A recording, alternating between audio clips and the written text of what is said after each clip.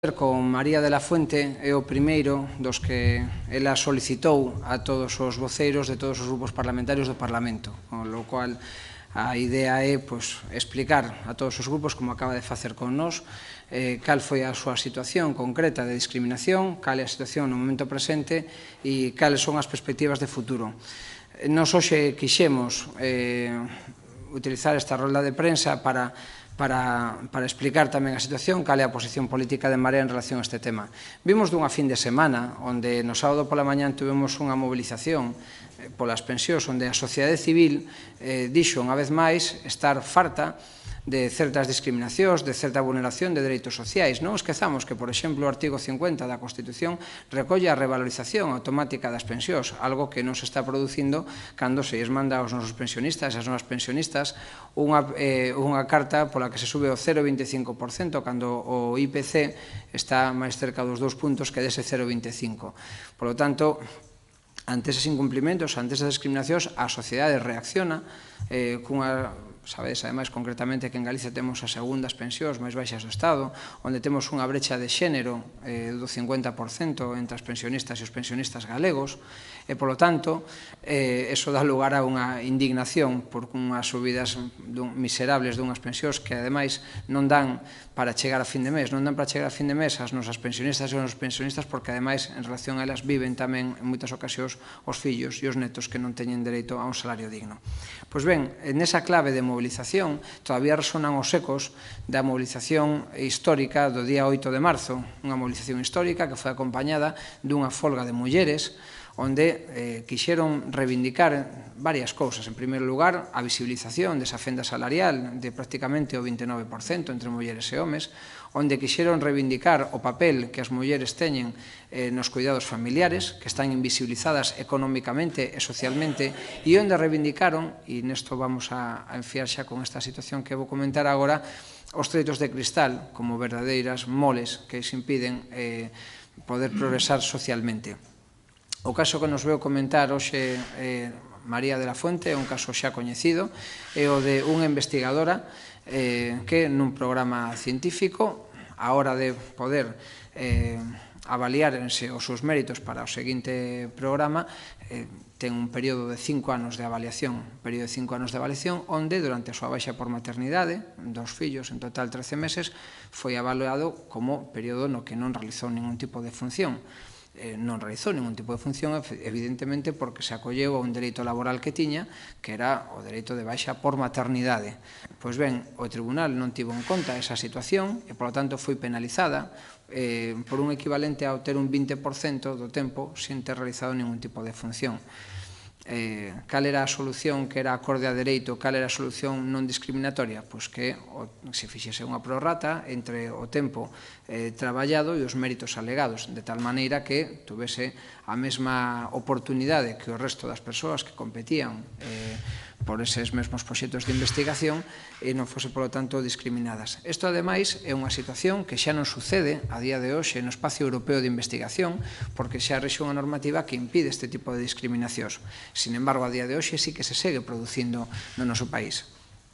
Esta é a razón pola que nós consideramos que é unha discriminación inxusta do artigo 14 da Constitución Española, onde se recoñece o dereito de todos e de todas a ser iguais ante a lei, sin que prevaleza ningún tipo de discriminación por razón de nacemento, raza ou sexo ou calquera outra circunstancia personal ou social.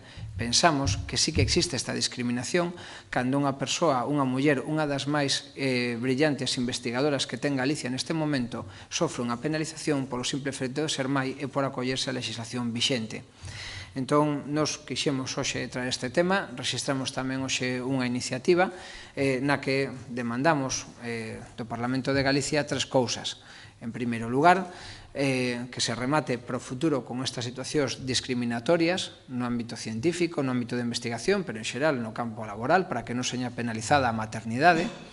En segundo lugar, para que en situacións como as que sufriu María de la Fuente, cando as situacións xa son firmes a nivel administrativo, señan revisadas de oficio pola propia administración, de tal maneira que se recoñece a situación como discriminatoria e, por lo tanto, se repare. E, en terceiro lugar, naquelas situacións administrativas que non son aínda firmes, que a administración recoñeza a situación de discriminación e, por lo tanto, recoñeza as pretensións das persoas que recurriron, como foi o caso de María, a súa situación. O caso de María, concretamente, ademais, é un caso no que unha vez posta esa reclamación e unha vez que trascendeu socialmente, o Instituto intentou paliar no caso concreto a súa situación, pero sin resolvelo para a xeralidade de todos os casos, obligándolle ademais a presentarse a un novo concurso. Ela entende, nos entendemos, que se hai un recoñecemento explícito dunha discriminación, a discriminación debe ser reparada a todas as mulleres que están sufrindo e ten que ser reparada de cara ao futuro.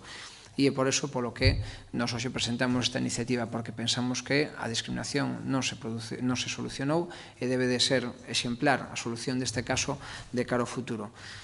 Nos confiamos e sabemos que como consecuencia das xestións que está facendo a propia de la Fuente, o resto de grupos tamén a recibirán, seguramente se presenten iniciativas, e nos confiamos, e así estamos dispostas e dispostos a que no vindeiro pleno levemos por unanimidade unha posición na que reclamemos as autoridades competentes, neste caso do Estado, a que acaben que a situación de discriminación vivida polas investigadoras do noso país, que resolvan as situacións de discriminación concretas e acaben con elas para o futuro, para que, si, dunha vez por todas, exista igualdade real entre mulleres e homes.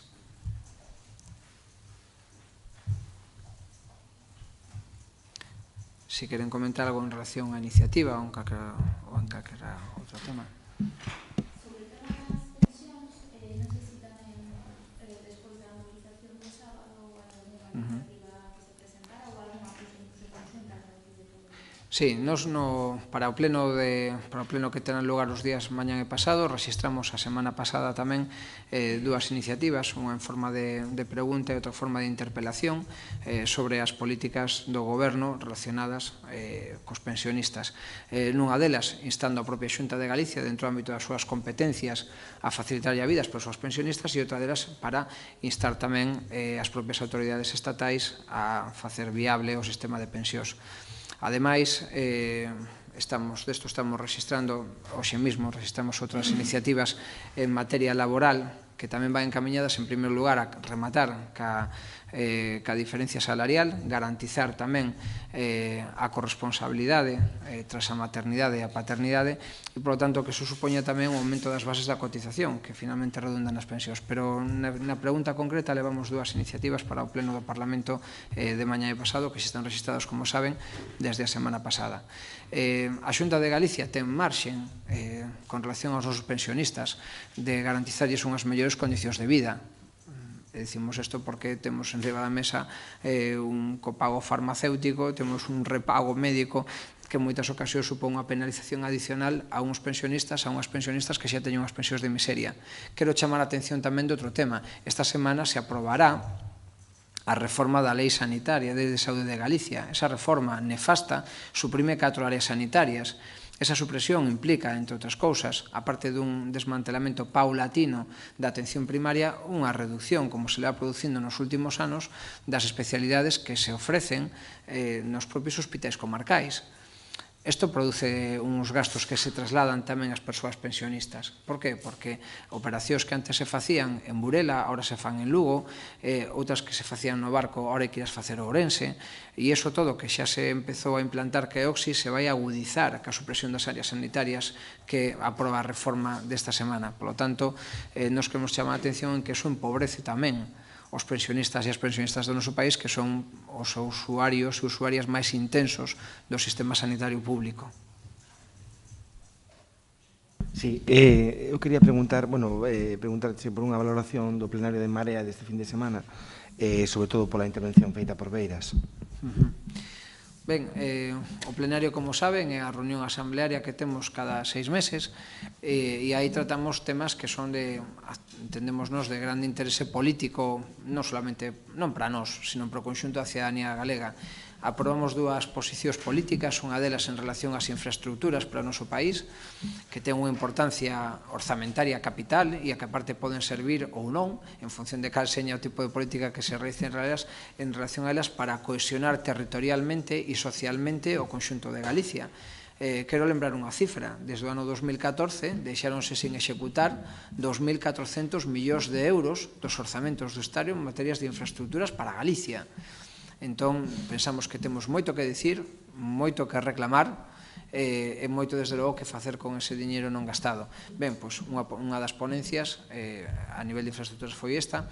Houve outra que creemos que é fundamental, que é a nosa visión política do debalo demográfico. Nos pensamos que existe unha verdadeira implosión de país, unha implosión nacional, unha implosión demográfica, unha implosión socioeconómica, e que ten causas.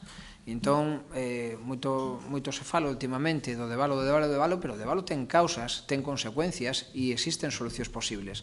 Entón, nos debatemos sobre iso e achegamos propostas políticas que agora tamén traeremos ao Parlamento e que difundiremos socialmente. Pensamos que eso é moi importante, que eso é aquilo do que a xente lle interesa que falemos e é do que esperan de nós tamén, que cheguemos unha solución a eso, non? E finalmente hubo un terceiro bloque que eu creo que debo hablar moi positivamente e é que adoptamos unha posición política con relación ás eleccións municipais que estou convencido de que nos levará xunto co conxunto das forzas municipalistas de ámbito local que existen no noso país a ser e a consolidarnos como forza política de alternativa e de esperanza de cambio para o conxunto do país, como levamos facendo xa nas cidades onde temos responsabilidades de goberno. Tamén, con relación ao que vostede preguntaba en relación á actuación a participación de Beiras no plenario de En Marea, houve unha ponencia política que buscaba intensificar as relacións e o contacto entre os grupos parlamentarios, singularmente o grupo parlamentario no Congreso dos Diputados e o espacio político de En Marea. Pensamos que os nosos diputados e diputadas en Madrid fan unha magnífica labor, pero que esa labor pode ser ainda mellorada cunha participación máis intensa por parte do espacio orgánico para poder crear un fluxo máis intenso onde as iniciativas e a xenda galega que marca En Marea a día de hoxe poda ser tamén a xenda galega que marquemos no Congreso dos Diputados. Sí, esta valoración tamén se lle pediu hoxe pola mañá a Eva Solla, pero rechazou dicindo que só preguntaran a En Marea que ela non formaba parte. Parecelle xusto o trato de Eva con Camarca que fai que ela sea a vicepresidenta da Cámara? Ben, que Eva Solla é diputada de En Marea é algo que está recollido nos libros de actas e nas papeletas electorais, polo tanto está fora de toda dúbida. Hai cousas que pertencen ao terreo da opinión e cousas que pertencen ao terreo do coñecemento, e é de coñecemento público que Eva Solla, igual que o resto do grupo parlamentario, son diputados e diputadas de En Marea. Dito isto, os aliñamentos políticos que aproba o plenario de En Marea no xornado sábado son evidentemente vinculantes a todo o espacio político, tamén a representación institucional, e todos nos debemos, e por eso rendemos contas, e o grupo parlamentario no seu conxunto, polo tanto tamén na representación de Eva Solla como diputada, se rendeu contas o sábado, fixo, ou nese caso o representante do grupo parlamentario no Consello das Mareas, que foi Pancho Casal, rendeu contas do conxunto do grupo, do conxunto. Por lo tanto, ninguén quedou excluído esa rendición de contas. Aproveito para significar que Eva Solla fai un grandísimo traballo e un magnífico traballo en materia de sanidade. E ese traballo, que é o traballo de En Marea, foi o que rendeu contas o sábado e, por certo, recibiu a aprobación do plenario.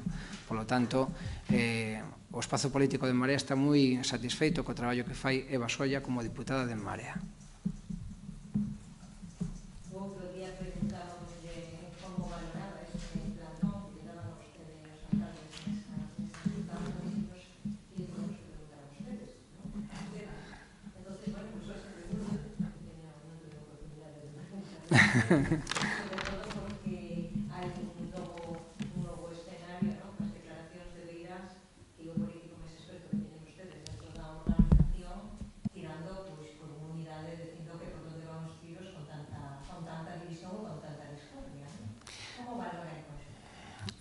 Os únicos titulares que deberamos dar son os titulares onde formulamos alternativas en positivo para o noso país. E calquera que dea titulares diferentes a eses estás equivocando. A xente premiou do espacio político de En Marea e das distintas mareas municipalistas a unidade. E a unidade que acadamos nos concellos e nas cidades onde gobernamos é a unidade pola que traballamos no espacio político nacional galego, non? Por esa razón é bon que todos sumemos neste proxecto.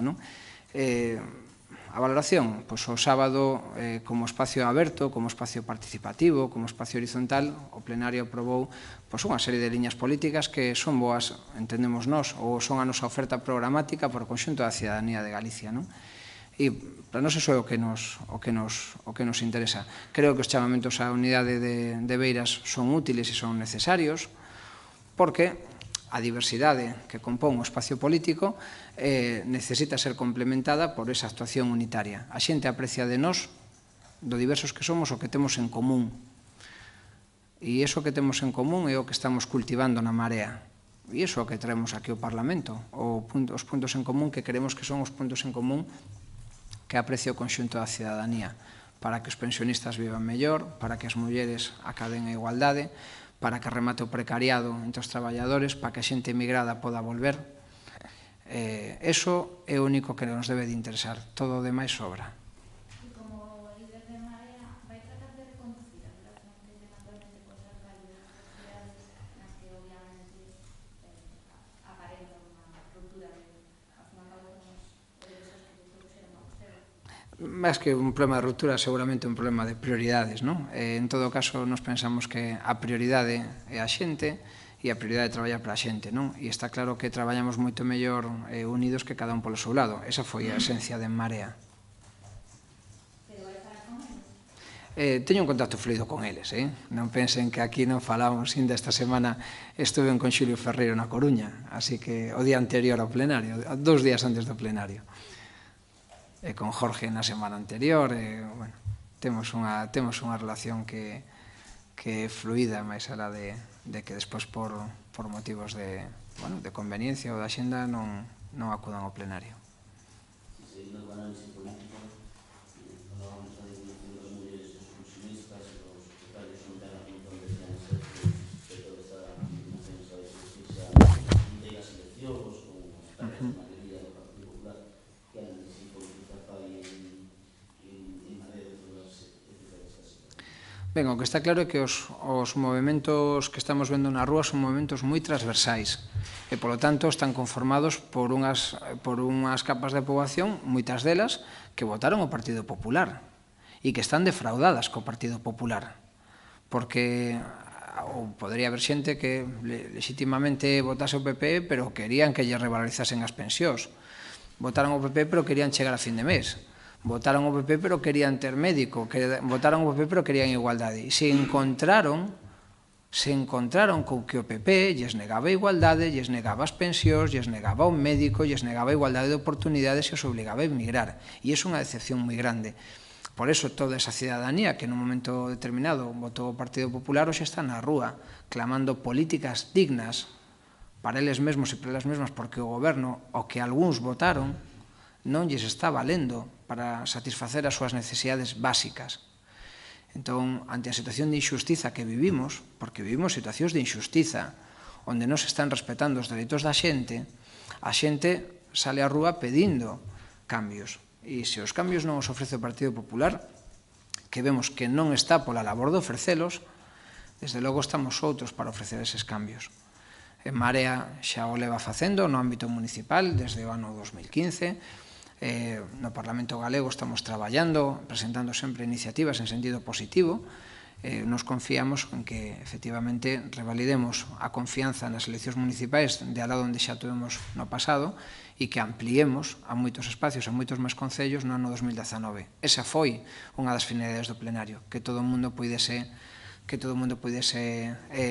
optar a ter candidaturas de En Marea para o ano 2019 na Mirón de Parte ou en todos os concellos do país.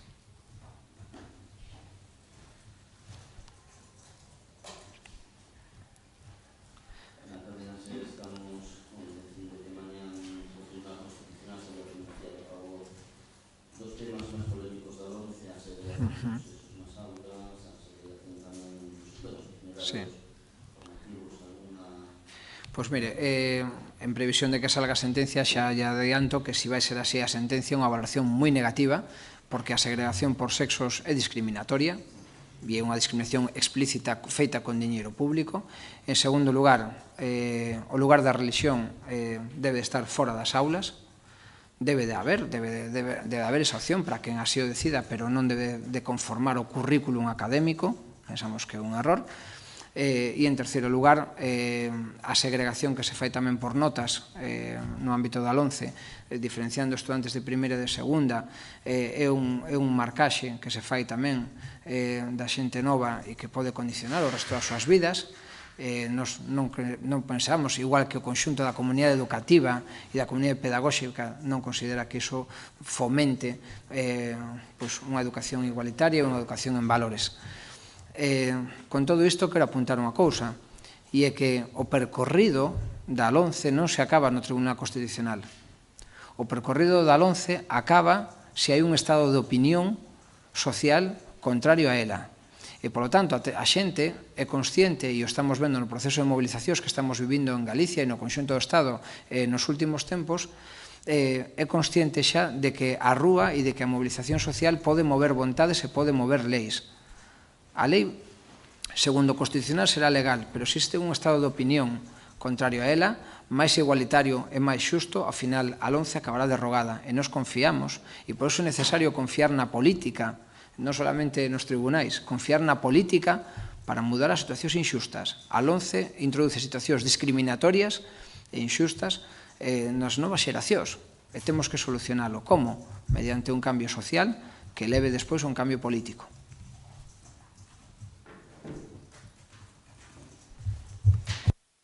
Moi ben, pois moitas gracias pola vosa atención.